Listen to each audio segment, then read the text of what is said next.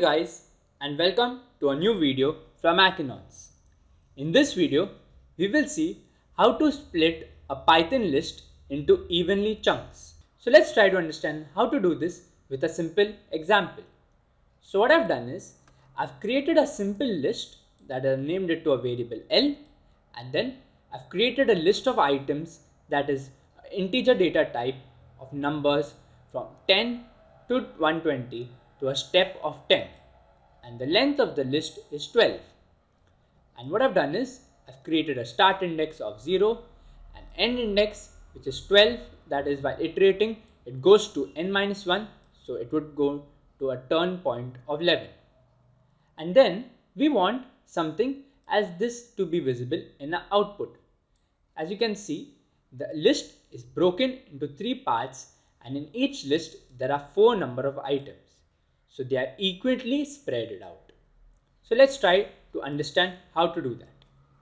And if you're thinking we'll be doing it using the for loop method, that's the right guess. We will be solving this method using a simple for loop. So let's try to do that.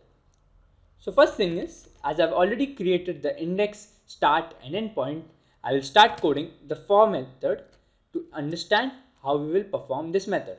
So what I'll say is, for I in range, a start point to an end point, and then the start point will obviously be start and end will be the end index. And now I want to break it into a length of 4 items in each data. So I'll create a step point of 4. So in the for loop, there are usually 3 arguments. It's start index, end index and step index. So that is step will be 4. And then I will create something called as a print slicing method. So what it will do is, it will slice certain data and then it will print the data on the output window.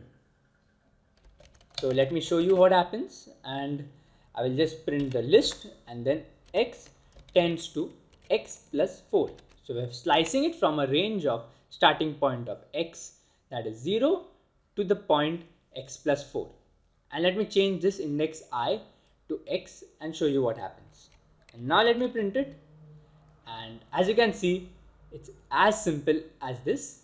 What we did is, we created a start point and mapped it to the end point, and at every index of 0.4 we are changing its iteration method. So let's see what will happen. In the first iteration, 10, 20, 30, 40 gets printed, and at the next iteration we directly go to the number 50 because we have provided a step point of 4.